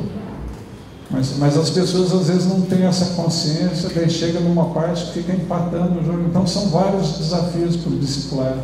que a gente precisa de novos desafios. Agora, falar deu certo, na minha perspectiva, sim. Né? Agora, desafio surge o tempo todo. Eu brinco que nem em casa. Eu quero jantar, eu tenho louça para lavar, cozinha para arrumar, mas não é por isso que eu vou deixar de comer. Não é verdade? Gosto de lavar a louça? Não gosto de comer. Lavar a louça é consequência. Então, quer crescer, tem coisa para ajustar o tempo todo. Agora, o discipulado funcionou, está sendo uma bênção na vida da nossa igreja. Está fazendo com que a igreja se torne relevante de um jeito que não. Só que tem muita coisa para caminhar ainda. Não sei se eu respondi. Alguém me chamou. Mano, assim, uma dificuldade que ainda tem, ainda mais provocada pela itinerância, que se vai passando de comunidade em comunidade, não entender direito se estamos realmente passando num momento de transição ou se estamos num momento de harmonização daquilo que é discipulado, daquilo que é uma igreja de 2 ministérios, que tem os regimentos, que tem as sociedades, que tem ali essa definição. Parece que as coisas nunca se harmonizam direito, como a Câmara de Discipulado e a Coordenadoria de Ação Missionária, que envolve educação, administração, ação social e expansão missionária. Então, essa clareza do que é o que, como faz essa coisa acontecer, do discipulado junto com isso, que muitas vezes fica um conflito interno, que você muda de comunidade, cada uma realidade, e às vezes você que tem o seu jeito acaba tendo que se harmonizar, conhecer, ouvir, para depois restabelecer uma nova caminhada. Chega uma hora que se trava, haja criatividade para isso aí. Então essa pergunta, como está sendo visto isso pelo Colégio Episcopal, pela Câmara de Discipulado, e se essa harmonização também acontece de uma forma fácil dentro das regiões, junto com a Coordenadoria de Ação Missionária, federações, sociedades, o pastor Paulo está perguntando assim, como discernir? Hoje a gente tem 2 realidades, uma igreja que ainda está em transição do modelo, e uma igreja que talvez oferecer um pouco mais de resistência, algumas coisas ainda precisam de harmonização, as coisas ainda não encaixaram bem, existe um certo conflito, um certo desgaste. Como que a gente discerne isso, como que trabalha.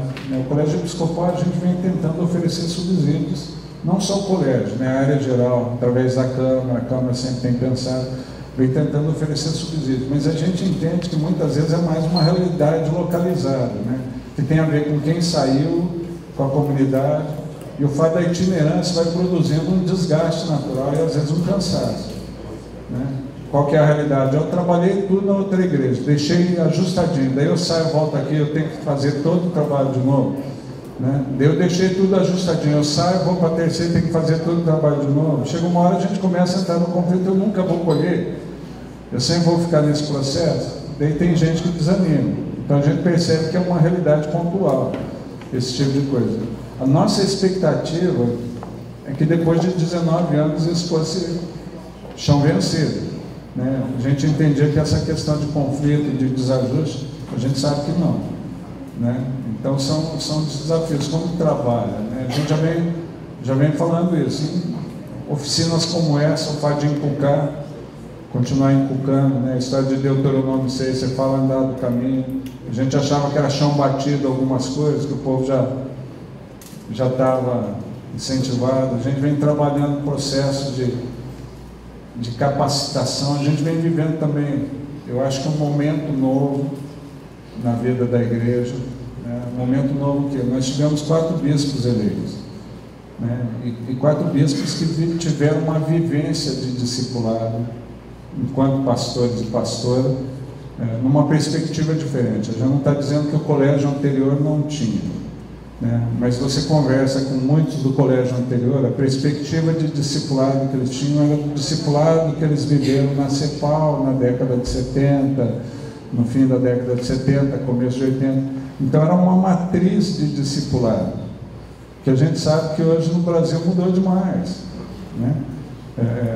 É o que a gente estava conversando, mesmo a experiência de alguns bispos no colégio antigamente, que tinham vivido uma realidade do discipulado de igreja, elas enquanto pastores, num modelo de anos atrás, a gente já especificou isso no estudo do expositor cristão, e a gente viu algumas reações normais, mas de gente que não entende o processo do movimento.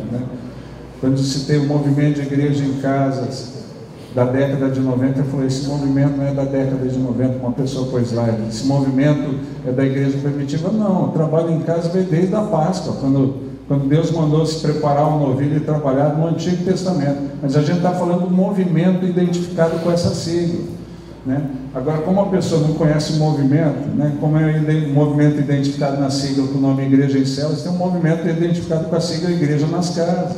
E esse movimento surgiu a partir da década de 90, com essa identificação, para fazer uma diferenciação do quê? Do movimento de Igreja em Células. É uma evolução, né, do movimento de Igreja em Células, que diferenciou uma parte do movimento de Igreja nas Casas, que era aquele modelo de célula que pressupõe que na célula acontecia tudo, até a ceia, né? A gente entende que hoje isso não é a matriz, não é o DNA, usando uma expressão bem brasileira, não é o DNA da igreja em célula, né? O que se pressupunha na célula era outra coisa, é um movimento vivo de multiplicação, saudável, onde você pudesse cuidar com saúde e startasse uma multiplicação. Por isso o nome célula, uma multiplicação sadia que mantém o corpo sadio, né? Esse movimento que pressupõe a ceia sendo dada e algumas coisas que antes eram acontecidas, evoluiu para esse movimento de igreja na casa. Por isso o nome, igreja na casa, é um movimento que ganhou essa nomenclatura. Não tem a ver com a dinâmica do trabalho nas casas que já aconteceu no Antigo Testamento, mas quando a gente publica, nem todo mundo sabe disso, né? Então a gente só falando, teve evoluções no movimento, né, de trabalho com grupos pequenos, os grupos familiares que surgiram na década de 70 pela experiência do Paul Yong Cho.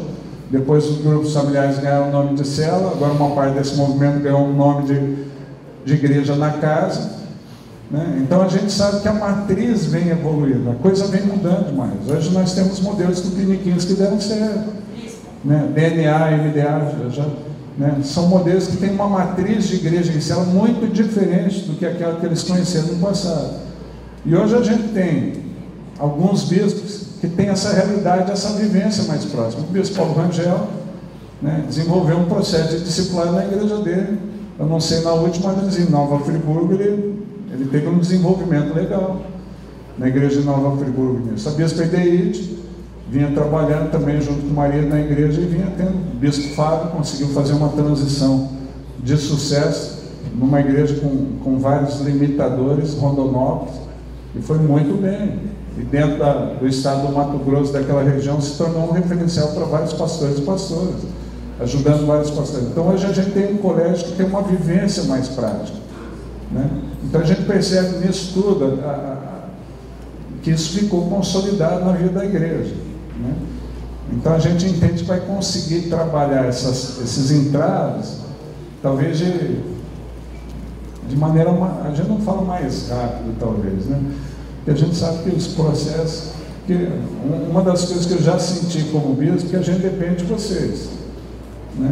Que nem eu falo, eu sou pastor de 300 igrejas de nenhuma, né? Eu não tenho na mão. Então, se eu não conseguir inspirar os pastores e pastores, motivar alguém a comprar meu peixe e desenvolver a minha ideia, eu estou lascado, porque, né?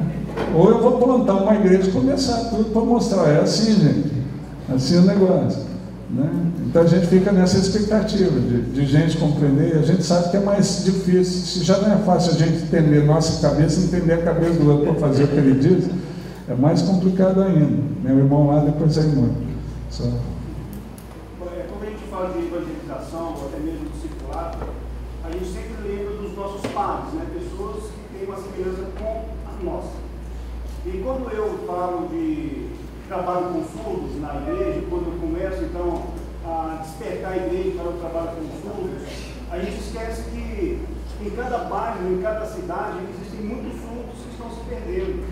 E a gente faz muitas vezes como uma parábola do bom samaritano, muitas vezes como é uma pessoa que eu não me comunico, não consigo falar com ele, então eu passo de lado, porque como é que eu falo para Jesus para ele? Então, a gente percebe que há uma falta de... Nós estamos perdendo pessoas, porque a igreja ela existe para cumprir o ID, para evangelizar e alcançar toda a criatura. Em Belo Horizonte nós chegamos a 4 anos com 8 surdos, fazendo trabalho com surdos, de célula com surdos, e hoje, 4 anos depois, somos 155 surdos. Eles acharam um espaço em nossa igreja, onde eles então poderiam então, ter a igualdade, né, de ter também essa, de ser aceito e também de ser alcançado, né? Então, a minha preocupação hoje, a Igreja Metodista está resgatando uma história de mais de 100 anos. Em 1914, iniciou lá no ICP, os americanos vieram, e lá tinha a primeira casa de estudos, lá no ICP. Né? Então, a minha preocupação e até mesmo desafio hoje para a Igreja Metodista, sendo eu novo na Igreja Metodista, eu sou oriundo da Igreja Batista, né? E Deus me trouxe para cá para a gente fazer um trabalho, e a gente está conseguindo fazer, né? Coisas que eu nunca consegui durante muitos anos, 34 anos no Ministério com Surdos, a gente está conseguindo fazer aqui hoje na nossa igreja, tendo respaldo e tudo mais. A gente tem esse desafio, por ser uma igreja única, uma igreja no Brasil inteiro, como também nos Estados Unidos, inclusive a gente está indo agora a convite da Igreja Metodista Unida para participar do Congresso Mundial de Surdos Metodistas, né? Lá em Dallas. Então a gente está levando um grupo nosso para representar o Brasil lá, com o intuito de trazer para nós aqui um apoio para que possamos alcançar os surdos no nosso país. E eu vejo assim, a pergunta que eu faço, né, para o bispo e para o colegiado também, né, o que a igreja está pensando em relação a alcançar os surdos? Porque o Belo Horizonte, o pastor Rodrigo, está fazendo um trabalho. Mas e os surdos que moram ao redor das nossas igrejas? Onde eles vão ser alcançados? Como será? Então, respondendo a pergunta, o irmão aproveitou para fazer a propaganda dele primeiro, né? É bom, os irmãos já conheceram o tipo de trabalho dele, a gente faz isso também, não tem problema fazer a propagandinha, ainda mais que tem um trabalho referencial, né? Agora, só falando isso, a Igreja Metodista não vem pensando de maneira exclusiva nos surdos, ela vem pensando em termos gerais naqueles que têm habilidades diferenciadas, o surdo, o cego, e vários outros, né? Se criou a partir desse último Conselho Geral a pastoral da inclusão, e agora foi o Colégio Episcopal escolheu a pessoa de referência para pensar nisso, e como outras câmaras, ele deve ter o desafio de organizar a Câmara nesse sentido, que é o pastor Enoque, né? O pastor Enoque está aí, eu já vi ele, pastor da terceira região. Quantos são da terceira região aqui, né? É alguém que tem um trabalho, ele é cego, o pastor Enoque é cego. A gente está junto nesse processo. Hã? Eu estou com ele junto nesse processo. Então, eu só estou respondendo a pergunta, o que a gente está pensando, então, nesse sentido. Se criou alguém que entende, que já vem tendo uma experiência significativa na área para ajudar o resto da igreja a desenvolver o processo. Agora, trazendo isso para dentro da área do discipulado, eu sempre falava o seguinte: você não alcança os outros com a sua razão, né? E esse é um processo. Às vezes a gente forma bons documentos, a gente forma bons grupos de trabalho com gente de experiência, mas a gente quer forçar isso em situações que as pessoas não têm a paixão. E eu falei: você toca os outros com o seu coração. Você não toca os outros, não adianta você convencer as pessoas que é um trabalho se a pessoa não tem essa paixão, né? Se a pessoa não tem essa paixão. Lá em Mandaguari a gente tinha prática o quê? A pessoa chegava para a gente com uma boa ideia: ah, pastor, eu estou com essa ideia. Eu falei: você gosta disso? Gosta, então vai você e tenta, porque eu não tenho essa paixão que você tem, eu não vou conseguir ter essa entrada que você tem. Depois que você tiver um negócio pronto. E a gente teve vários ministérios surgindo a partir das paixões dos outros. Gente que gostava de andar de bicicleta, surgiu o grupo Amigos do Pedal. Gente que gostava de arte marcial, surgiu o grupo Lutando por Cristo. Gente que gostava desse trabalho no grupo, um jovem, né? Começou a olhar para o idoso, começou a ir no asilo da cidade, mobilizou um grupo de adolescentes jovens para fazer um trabalho significativo com o idoso. E a gente tinha fruto de tudo isso, né? Tinha ex-drogado, ex-traficante que se converteu e olhava para o menor infrator e falou: eu ajudei a corromper, agora eu quero ajudar a salvar. De repente a igreja virou parceira do município na recuperação de menores infratores, né? Tinha policial que já prendia o cara e levava para a célula, né? Era desse jeito. Pegava um cara nas bocas e falava assim: ó, eu trouxe, ele me ajudou, vou te dar uma. Se eu passar aqui e você não tiver firme, eu mando te prender. O cara ficava lá. Então eu falo assim: a paixão do cara, aquilo que impactou a vida do cara, né? Então, para mim, a grande questão é essa: é o desafio de descobrir pessoas como você. Quem tem isso no coração, quem pode ser tocado pela tua paixão, se apaixonar, que esses vão fazer diferença. Se não tiver isso, que a gente vai ter outra estrutura morta. né? Outra estrutura obrigatória na vida da igreja que é uma estrutura morta. Mas a gente vem pensando nesse sentido. Pode prosseguir? Gente, alguma outra pergunta? Conversar sobre o desafio não vai dar 10 minutos que a gente tem para acabar o negócio. Quando o senhor perguntou, alguns já estão fazendo, outros estão tentando fazer e tem aqueles que ainda não tentaram, né? Eu estou nesse grupo dos que estão tentando. E o senhor falou uma coisa que é muito importante, essa é a minha dúvida, talvez não sei, né, de outros. O senhor falou um exemplo que a gente não pode ensinar o que a gente não aprendeu, né? E que a gente ensina o que a gente sabe, né?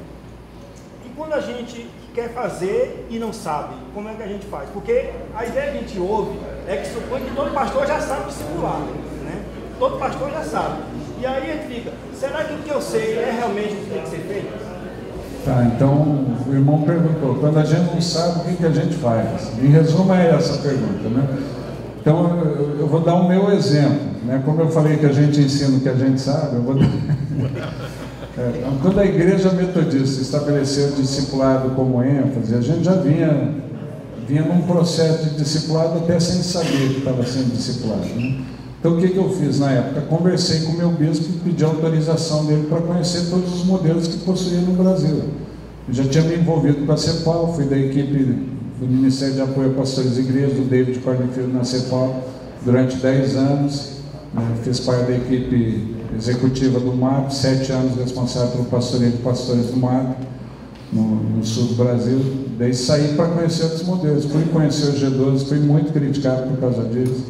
Na época, o povo falava, mano, é G12. Eu falei, não, eu sou metodista, até onde eu sei, não filiei em outro canto, né? Mas estava convivendo com a autorização do meu bispo para isso, para conhecer os modelos.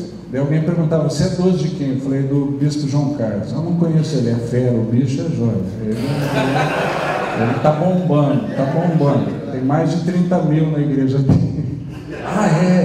Eu não falava que a igreja era 2 estados, mas tudo bem. Fui lá, conheci, né? Daí conheci o movimento de igreja em célula do Robert lá em Curitiba, era mais próximo de nós. Na época não existia MDA, DNA, a videira estava começando, né? Esses movimentos são mais recentes. Então a gente conheceu tudo isso, conversou com o bispo, né? Aprendi com as pessoas, eu falava, eu tenho interesse. O que a gente fez? Eu rodava o Brasil todo, eu preciso saber um pouco mais disso, quem faz isso bem? Mas eu conhecia a minha identidade, eu sabia o que cabia e o que não cabia no meio metodista. Então eu falei assim, o conviver com esses grupos não é um problema, o problema é a nossa falta de identidade, a falta de clareza do o que é cabível e o que não é cabível no nosso meio. Porque a gente avalia a metodista não a partir da nossa identidade, a gente avalia a partir de formas que a gente acostumou a reproduzir. A metodista não são essas formas. O que o Wesley fazia usava outras formas, a igreja metodista dos Estados Unidos usou outras formas, a igreja metodista brasileira tem um jeito de ser dela, coisa que funciona. E a gente volta a falar, tem coisas que funcionam no Rio, não funcionam no Rio Grande do Sul, apesar de tudo começar com o Rio, né? Mas, então a gente fez essa análise, o que cabe na nossa eclesiologia, como igreja metodista, e montou a coxa de retalho, levou para lá, né? Agora tinha coisas, né, que a gente tinha que lidar com isso, ainda tem que lidar, mas eu fui aprendendo assim, até que, né, procurando pessoas, mentores, pessoas que me ajudassem, né, as quais eu pudesse me reportar e me ajudassem, e até hoje a gente tem essas pessoas. Hoje, né, só exemplificando, né, hoje quase toda a região, pelo menos que a gente sabe, ela tem essa preocupação, desenvolvimento do discipulado de pastores e pastoras, justamente para que eles saibam como reproduzir.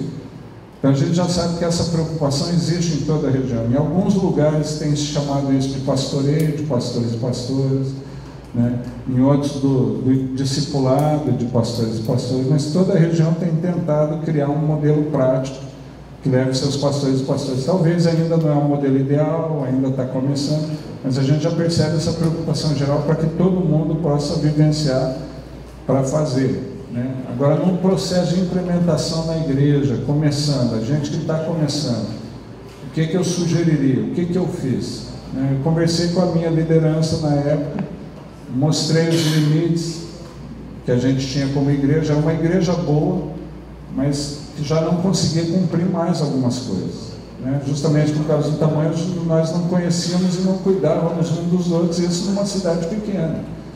Então nós entendemos que precisávamos de uma estrutura diferente para cumprir o nosso papel como igreja, cuidar uns dos outros.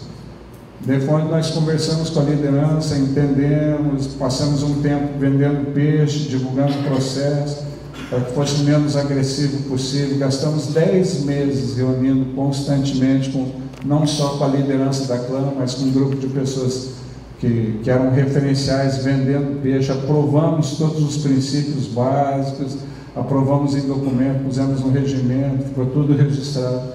Daí a gente foi para a prática. Para a prática, o que eu fiz? Chamei um grupo de homens para começar a se reunir comigo, minha esposa chamou um grupo de mulheres para começar a se reunir com ela, e a partir desse grupo base nós demos início ao processo prático de discipular, de vivência, e multiplicamos, né?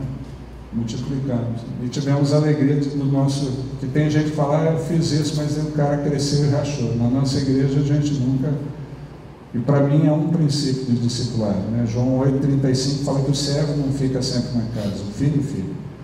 Eu vi muitos líderes tratando seus discípulos como se fosse empregado num conceito distorcido de autoridade, né? Só para mostrar como eu tenho autoridade sobre o meu discípulo, falava umas bobagens, vem lavar meu carro, faz isso, faz aquilo. Trabalhava o princípio de honra numa mão só, né? A honra é o discípulo que tem que ter a honra a mim, mas a Bíblia fala que são os pais que deixam herança para os filhos.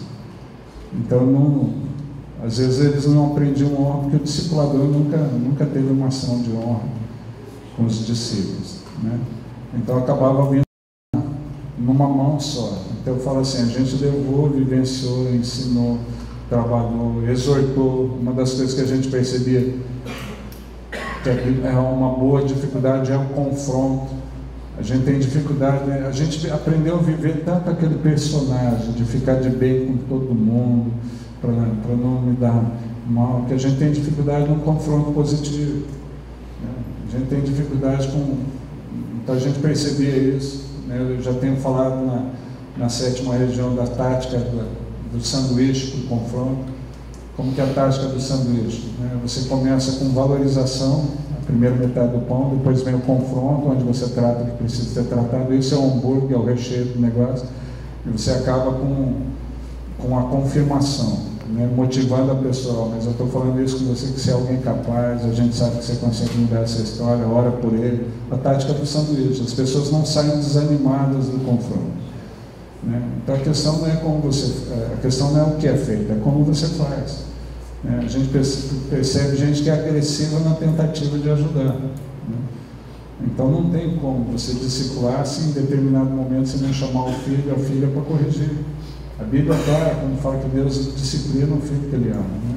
Então esse processo básico da gente começar, vai vivendo o processo de discipular, e a partir daí vai adquirindo experiência. Se nunca fizer, nunca vai aprender, né? Então tem que começar, volta a filosofia do sai rasgando, deu errado, volta costurando. Ó, a gente chegou num beco sem saída, eu não sei como sair. Quem está uns passos na nossa frente, já andou, vou aprender com ele, né? A verdade é que muitas vezes a gente desenvolveu no meio metodista um ambiente de competição, né? Um ambiente de competição.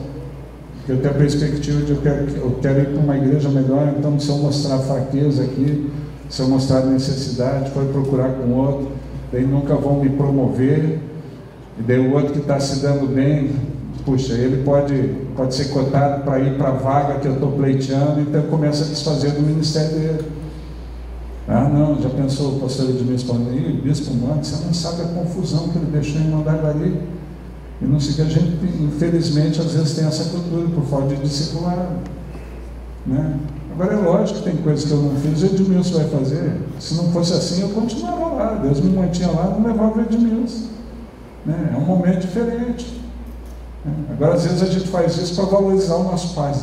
Encontrei uma bagunça naquela igreja. E a gente desconstrói todo o trabalho do cara que foi antes, para valorizar os nossos pais. Porque se eu só fizer a mesma coisa, a gente tem que parar com isso. A gente tem que desenvolver uma cultura de honra entre nós.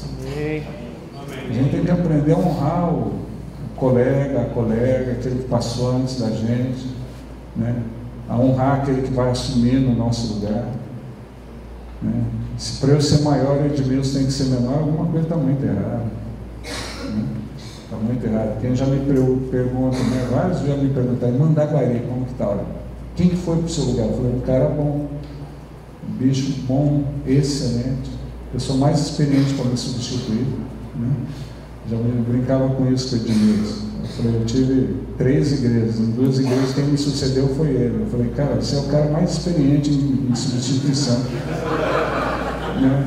Ele falou, mas eu fiz isso uma vez só. Eu falei, agora é a segunda, é 2/3 já. 2/3. Né? Então a gente sempre estava no defeito dele, é ser São Paulino, orem por isso. Espinho na cara todo mundo tem para poder ser aperfeiçoado na partida. Né?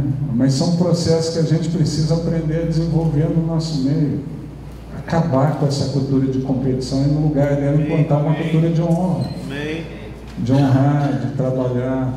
Né?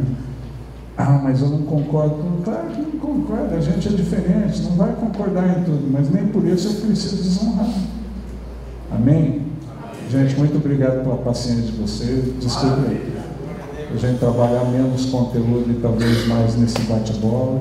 Espero que tenha sido produtivo para vocês. E outras coisas, se vocês quiserem, a gente está por aí. Só pagar uma coca para a gente conversa sobre outras coisas.